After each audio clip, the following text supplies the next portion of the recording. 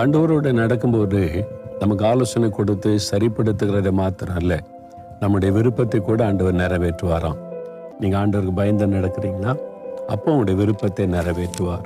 உங்களுக்கு என்ன விருப்பம்? படிப்பில், வேலையில், பிஸ்னஸில் ஏதோ ஒரு அவசியமான காரியம், தேவையான காரியம், அதை நீங்கள் விரும்பினால் ஆண்டவர் அதை அருளி செய்வாராம்.